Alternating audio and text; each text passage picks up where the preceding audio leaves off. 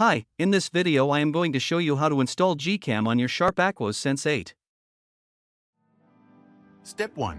Visit our website by clicking on the first link in the description. Step 2. On our website, go to the download section and download GCam APK file. Step 3. Go to video instruction section on our website. There you will find step-by-step guide on how to install that GCam APK. That's it. Don't forget to visit our website for complete instructions and APK file.